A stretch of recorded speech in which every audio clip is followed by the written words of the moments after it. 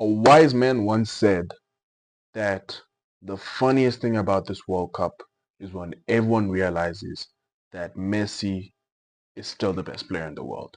So, opening game against Algeria, Messi pulls up. We expecting Messi to have a calm game, you know. He's not really here to compete. You get me? And what does he do? He drops a hat trick, right? He drops a hat trick. And today, I'll be reacting to the Ped Talks Football, one of the most goated football channels. This guy makes like he drops a documentary like every 2 days.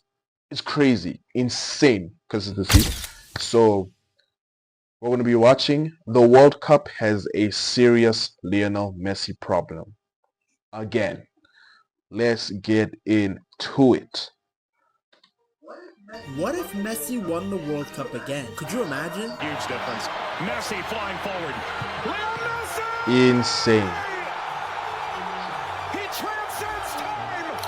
Look at deflection high from range. Oh, hold on. That's kind of loud. Let me minus volume.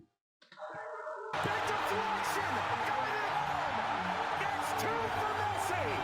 Back to Messi. Messi!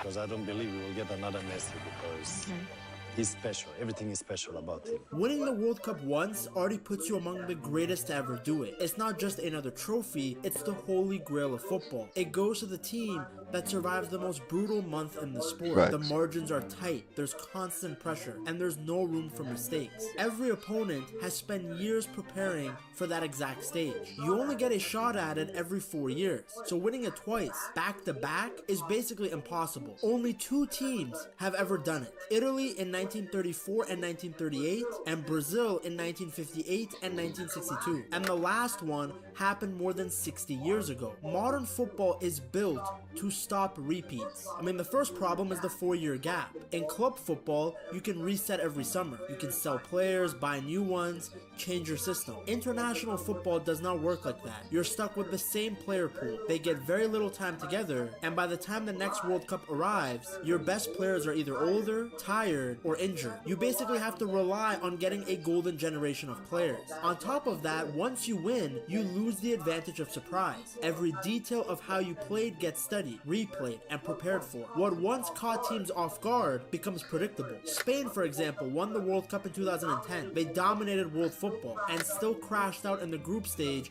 in 2014. Germany lifted the trophy in 2014 and were knocked out in the group stage in 2018. France came very close in 2022, but even with one of the deepest squads in the world, they couldn't finish the job. The game is faster, more organized, and far more physical than it used to be. Players are pushed to the limit every season. Many top players now play 60 or more matches in a year, with barely any rest. And that's you see, Messi going to MLS is sort of like a cheat code for him, right? Because unlike the top players in Europe, he's not playing the 60 games a season, cuz he's not doing that. And we know damn well that Messi could still do it in Europe. He's good enough to play in Europe. But it feels like the past 4 years has just been him prepping for another World Cup. It's crazy because think of it, right? Unlike other players, right? Your European players, you saw what happened when they got to the US. They could not handle the heat, right? Most of them could not acclimatize. Messi's used to this weather. The hydration breaks, the vest with the weird ice, all of these precautions is because these players can't handle playing in America's climate. But Messi, it's like another Inter Miami game for him. You see, you have to clock sometimes what these niggas do, bro. These people are smart. But let's get into it. Recovery windows are smaller, the injuries pile up, and the mental fatigue builds. And it's only getting harder, because the World Cup itself is expanding. There's more teams, more matches. That extra load matters in a tournament where one bad half can end everything. Which is why the idea of Messi helping Argentina win the World Cup again feels impossible. I mean, can you really top what he did in 2022? Messi went into that tournament with immense pressure on his shoulder. Now, it was actually slightly less pressure because he had finally helped Argentina win a trophy the year before with the Copa America. So you could argue that he was freer than previous World Cup campaigns. But still, he knew winning this one would be so much more special. Because remember, he lost in the final in 2014. Then there was the round of 16 exit to France in 2018. The constant comparisons to Maradona that never went away. By 2022, Messi wasn't just trying to win matches for his country. He was trying to end a conversation that followed him everywhere from the moment he put on the Argentina national team jersey. At 35, he knew this was probably his last shot at the big one. Argentina came in as favorites, but everyone wondered, could Messi finally win the trophy that had haunted him for so long? It didn't start well. In the opening match, Argentina lost 2-1 to Saudi Arabia in one of the biggest upsets in World Cup history. Oh, and that's a brilliant effort, and they've turned it right around. Their 36-game unbeaten run was over, but Messi and the team didn't panic. Messi actually came out after that and told the fans to keep faith in both him and the team. And after that statement, well, he went on to drop one of the greatest individual World Cup campaigns we've ever seen. His goal against Mexico will go down as one of the most important goals in his career. Argentina's backs were against the wall, and he changed the game by himself. Messi's hit! Oh! And that is the difference between the current state of Messi and Ronaldo, right? I know I don't want to get into this debate, but I'm a Messi fan, right? I'm a Barcelona fan. This whole idea of trying to get Ronaldo to be better than Messi is what is killing y'all, right? Hold on. My battery's low. Anyway, I remember I just watched the game 2 days ago, right? Portugal versus Congo. Ronaldo dropped a stinker, right? But do you think all of this pressure would have been on him to score a goal, to reply to Messi, if his fans did not keep keeping up this flame of the whole Messi and Ronaldo debate? No, it wouldn't. It wouldn't. Y'all put so much pressure on this guy to perform that you expect him to perform like he would 10, 15 years ago. He's not that same guy. The same way, as Messi fans, we're always pleasantly surprised. Even though we've seen Messi do this for such a long time, we're always pleasantly surprised because we don't need him to perform like this anymore. He doesn't need to drop masterclass of the masterclass of the masterclass.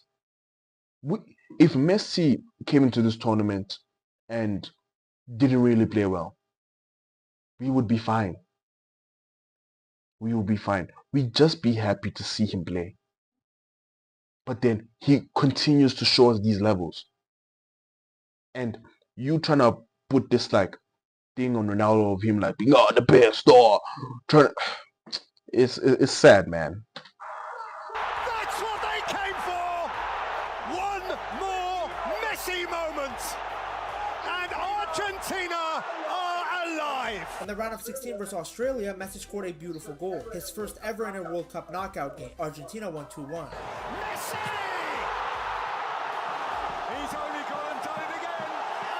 1,000 games, and still he excels. Then in the quarterfinals versus the Netherlands, Messi gave a ridiculous no-look assist.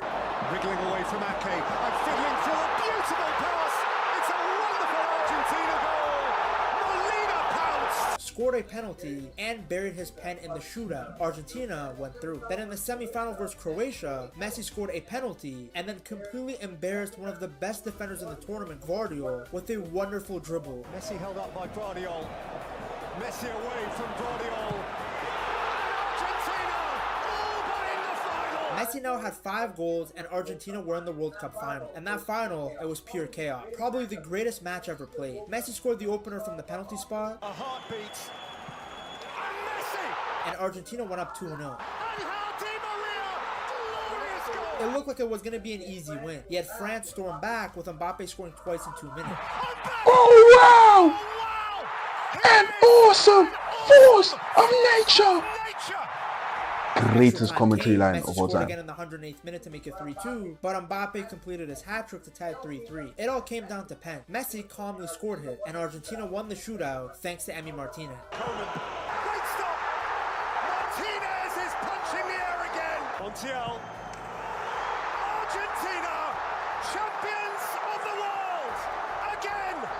At last! At last, Argentina were world champion. Messi had done it. He had finally reached the mountaintop. His numbers were insane. 7 goals, 3 assists, 5 man of the match awards. He won the Golden Ball as the 7 best goals and 3 assists, and a certain fan base did. You see, well, this one, I was scrolling the Instagram, right? This one guy said that Ronaldo fans are in the same tier as flat earthers, bro. No matter how much evidence you give them, they will not accept it.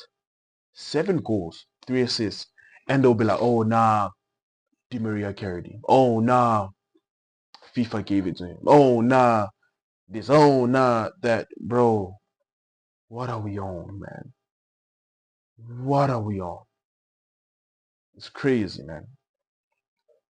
of the tournament. The first man ever to win it twice. I know some idiots like to try and downplay his World Cup campaign to just pens, but that just shows you they watch football with a blindfold on. The second Messi lifted that trophy, the pressure vanished instantly. All the debate stopped. The GOAT debate, the debate of Messi versus Maradona, the weight on his shoulders disappeared. Maybe that's why Messi doesn't want to retire. Maybe that's why he's still playing in yet another World Cup. The guy is no longer chasing legacy. Everyone knows he's the GOAT. I think he just loves football, loves competing, and has a lot of faith in the new team around him. The national team is stacked with talent. It's no surprise that they have won so many trophies in such a short span of time. In every position there is a warrior that is willing to do whatever it takes to win. And all of these beasts are led by a world-class manager in Scaloni, a man who completely revolutionized the national team. For the first time, the Argentina national team is still good without Messi, and we saw that at the 2024 Copa America. For the 4th time in a row, Messi and his teammates had reached the summit of a major tournament, a run that's been unmatched in the country's history. Back-to-back Copa Americas with a casual World Cup in between. That's better than sex. It's crazy. Whoa, whoa, whoa, whoa, whoa.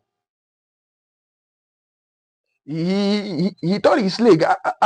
We clocked that line. Oh, hold on. Hold on. Bro, my curse is bad, bro. Without Messi, and we saw that at the 2024 Copa America. For the 4th time in a row, Messi and his teammates had reached the summit of a major tournament, a run that's been unmatched in the country's history. Back-to-back Copa Americas with a casual World Cup in between. That's better than sex. It's crazy how much both Messi and Argentina's international legacy transformed in the past few years. Before, they were known as a team that constantly crumbled in finals. Chokers, bottlers, the arsenal of national teams. Okay, maybe not the last one. You got the 2014 World Cup, back-to-back Copa America heartbreaks in 2015 and 2016, and then of course the exit at the 2018 World Cup, a moment that many felt was Messi's last opportunity for international glory. Well, now he has as many major trophies as he had finals losses. What a beast. Now, while Messi has received some very well-deserved credit, I mean, the guy's the greatest of all time, and put together one of the greatest World Cup campaigns I've ever seen. Anyone that tries to belittle his performance to just penalties doesn't understand a thing about football, or they were watching the tournament with a blindfold. But like I said, while Messi deserves a lot of credit, Scaloni also deserves a lot of love. People underestimate just how important it is to have a good manager. Talent alone cannot win you anything, and we've seen that in the past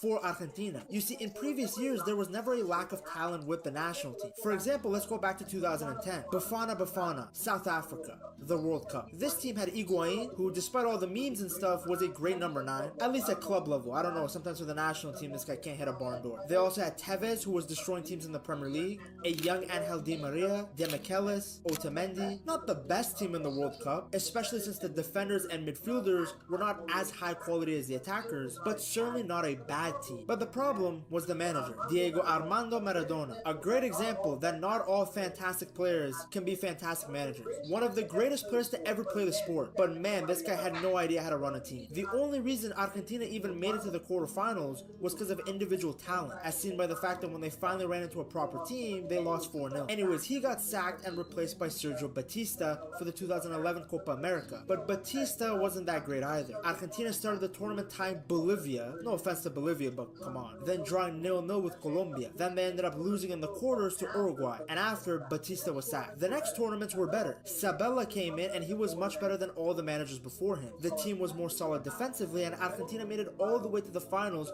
of the 2014 World Cup. However, the next two eras of Martino and Sampaoli were reminders that talent alone cannot win you games. That's why I still give a lot of credit to Sabella, because other managers have shown that just because you have Messi doesn't mean that you're guaranteed a trophy. He will get you close, don't get it twisted, but in order to get to the finish line you need good teammates and a good manager. Messi needed a little bit more help in the 2014 World Cup final, and unfortunately he didn't get it. I have a strong feeling that if Di Maria was allowed to play in that game, he would have cooked. But of course, as we have all seen, Real Madrid basically didn't let him play. So you need a good team and a good manager around Lionel Messi. And that brings us to this current side. Scaloni came at a time where Argentina was honestly lost. After another disappointing World Cup run, the national team and the coach Jorge Sampaoli agreed to part ways. Sampaoli had promised a lot, but the team looked confused and broken. In fact, for many, they felt like it was a passing of the torch moment, that Messi's time was done and that Mbappe was the future. Another narrative that was put to bed after the 2022 World Cup, but I'll get there. Argentina needed a fresh start. Now, Scaloni was a man that few expected to lead the national team. He had been one of Sampaoli's assistants, but he had zero experience coaching a senior team. Most of the sports media in Argentina laughed at the decision, but they were wrong. His 4-4-2 style worked very well, and he made sure to put athletic, hardworking players around Messi. That way, Messi could do his thing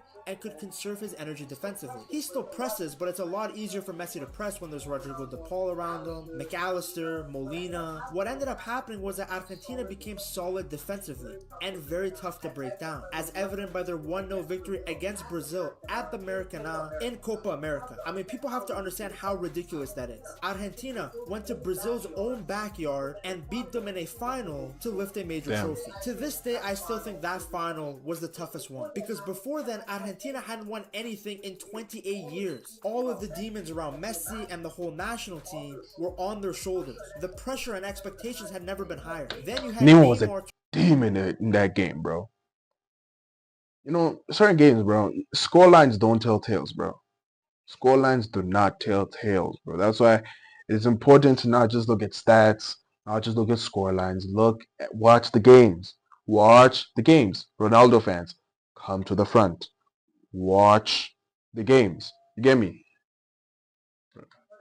turning into an absolute beast. So winning that final was essential. It really was the spark that started the cycle of Argentina just destroying everyone. Because if they don't win that final, who knows what would have happened. Messi might have retired. Scaloni, despite taking him to the final, could have been fired. But instead, they ended up beating their biggest rivals in their home stadium. It was emotional, historic, and the whole country celebrated like never before. It was an incredible run, and thank God for Angel Di Maria, because Messi was not good in the final, so it was nice that his teammates actually helped him for once. A chip that was very similar to the goal that he scored against Brazil in the Olympics. Angel Di Maria, the angel that helped the national team. Like I said, this wasn't just Messi's win. It was also Scaloni's masterpiece. The team looked more united than ever before. Night and day difference between the team that we saw in the 2018 World Cup and the team that we saw 2 years later at the Copa. In 2022, well, Argentina kept rolling. They beat the European champions Italy 3-0 in the Finalissima, another trophy for Scaloni and the crew. Then came the World Cup in Qatar. Now, Argentina actually lost their first match to Saudi Arabia of all teams, and the doubters returned. But nobody on the team panicked. Not Scaloni, not Messi, not the rest of the players. There was a trust in the system, and Scaloni showed his adaptability, made some smart changes, and the team responded. They beat Mexico and Poland, then powered through the knockout round, past Australia, past the Dirty Dutch. Yeah, Louis van Gaal can hold that, and then past Croatia with a dominant 3-0 win in the semis. What Scaloni had done was, after that first loss, he decided to put Enzo Fernandez in the starting 11 and play McAllister as the left midfielder. That changed everything. The 4-4-2 worked like a charm. Enzo was now next to Rodrigo de Paul, and they complemented each each other so well. Because DePaul was the engine, running everywhere, closing down, winning duels. And then Enzo could do his thing, dictate the play from deep, score goals if he has to. There's a reason this guy won the young player of the tournament. And then of course up top, Julian Alvarez was pretty much the perfect number 9 to put next to Messi. The guy doesn't stop running. He's intelligent with his positioning, and when he gets the opportunity, he knows how to be clinical. And then of course came the final against France, which was literally like a Netflix movie. And we all know how that ended. I think that final to this day is still some of the highest level football I've ever seen. Like that Di Maria goal alone is beautiful team play. It should have been a spanking, but I guess they wanted to make the game close to make it more epic. Or at least that's what I tell myself. Because at one point I genuinely thought Mbappe was going to score 4.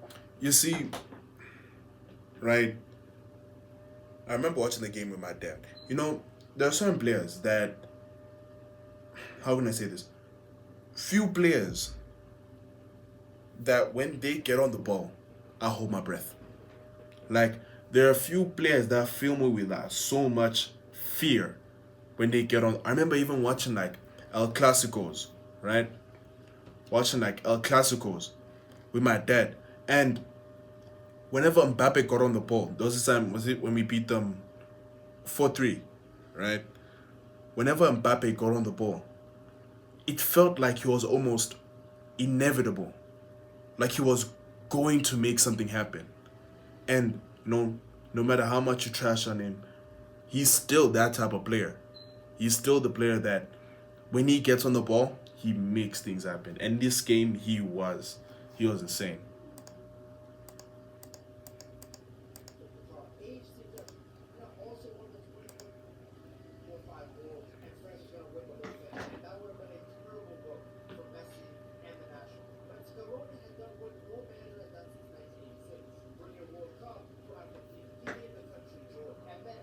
Or 5 goals, and France was going to win the whole thing. And that would have been a terrible look for Messi and the national team. But Scaloni had done what no manager had done since 1986, bring a World Cup to Argentina. He gave the country joy. And then, as if 2 major trophies weren't enough, Argentina also won the 2024 Copa America. Now this tournament for me was a very important one because it was a glimpse into Argentina's future. Scaloni has set up a system that will continue to work even when the greatest player of all time retires. Because in that Copa America, Messi was not at his best. I mean, he was still good, but by his standards, he wasn't anywhere near what we saw in Qatar. Age seemed to have caught up with him, and in fact, he actually came off in the final with an ankle injury. But under Scaloni, this isn't just Messi's team anymore. Everyone has a role to play, and that was proven by Lautaro Martinez coming off the bench and scoring an extra time. And boom, Argentina were champions again. Similar thing happened in the World Cup qualifiers match against Brazil. No Messi, Rafinha talking trash before the match, no problem. Argentina embarrassed them 4-1 with goals coming from everywhere. McAllister scored, Enzo scored, Alvarez, Simeone's son. That's what this team can do now. They can punish you from any area of the pitch. Without Messi, they can press you even harder. Because usually Messi walked around scratching his balls when he didn't have the ball. He would only press in certain situations. That's the thing with this Barcelona team is that all of these people are willing to like Julian Alvarez, die Lautaro for Martinez. Messi. It's very easy to get him behind. All of these the players around him, they're willing to give their lives out for this guy. And that's why, certain teams are so blessed, man. Because imagine having Lautaro Martinez and Julian Alvarez as your starting strikers. And the thing is, with them, there's no ego. There's no ego, right? Even though Messi is the best player there, he's not a dictator, bro. I remember it was the game against Algeria, where who's this guy? Almeida tries to give his seat up, right? And no one is gonna blame Messi if he takes the seat, if he takes the offer, right? Because he's the best player in the team. He's a senior player. A younger player wants to give him a seat. Let him do that. That's natural, right? But then Messi decides he can sit. And it's those small gestures, those small things that make the team just fall in love with this player. And it's the reason why we as fans admire him so much. Is that he doesn't act like a rock star in a sense. You get me? And that's why the players are so loyal to him. Unlike in any other national team. Skillful and aren't afraid of doing the dirty work. I mean, look at this team. In goal, you got the penalty king, the mental games warrior. Dibu Martinez is a wall. He's the guy you want in a shootout, or pretty much any moment in a match. because he's confident, he's fearless. This brother was doing keepy-ups against Brazil. Argentina believes in him, and he believes in himself more than anyone else. Who better to have in goal? It's a huge upgrade considering that in the 2018 World Cup, Willy Caballero couldn't save a Word document. Then the defenders are all beasts. You got Christian Romero, who plays like every duel is a war. He's one of the most physical center backs in the world. He's fast, he's good on the ball. What else can you ask for? Then you have Lisandro Martinez, who when he isn't in that negative environment of Manchester United, actually looks incredible. Despite his height, he's incredibly tough. So you put those. No, I don't agree with that. Lisandro Martinez is good for both club and country. I've been watching him a lot. I also support Man United, and he is good for both club and country. So I don't really agree with that. Two guys next to each other and it's impossible for attackers to score. The wingbacks are good too. You got Tagliafico, who's constantly making overlapping runs on the left, reads the game well, and then you got Molina, who once again is a player who's not afraid of being aggressive. Then you get to the midfielders, the brain of the operation. You got Rodrigo de Paul, who is just an absolute monster. If you hear anybody trying to downplay this guy as just Messi's bodyguard, just know they don't watch football. But for the national team, he's everywhere. He presses, he defends, he creates, he bleeds for the national team. I can see why opposition fans don't like him, but you have to respect his talent. Then you got Alexis McAllister. The biggest compliment I can give this guy is that there was times during the World Cup that I legit thought it was Messi. Yes, from the TV broadcast angle, and his beard and his movement, he looked like Messi. He's so creative. He's able to pop up with a goal, but he's not afraid of putting in a tackle. Then you got Enzo, who I told you guys is an incredible box-to-box player. His chance creation always gets wasted at Chelsea, but not for the national. Of course, you have the Spider. He creates pure chaos. Another player who runs non-stop, another player who presses like crazy. He's one of the best number 9s in the world. He can create for himself. He's not reliant on service, unlike the Norwegian Come to robot Barcelona. and he can play up top. Make the right wide. choice. He's very flexible. Now, of course, you notice that I didn't talk about Messi, and that's for two reasons. Number one, I think this Argentina team is entering a new era, and the players deserve to get praise and credit individually. They are that good. And number two, it's because I have a 15-minute documentary on all of Messi's victims, from destroying Kylian Mbappe to the numerous times that he's destroyed Cristiano Ronaldo. You have to check out this video right here. Hey man, that's gonna be it. Ped Talks Football. What an insane video. Quality is insane, like always. But you know what? That's gonna be the reaction. I think my microphone died halfway through, and you notice that my PC sounds like a jet engine. So to fix that, like, subscribe, do everything, man. I'm gonna see y'all in the next one.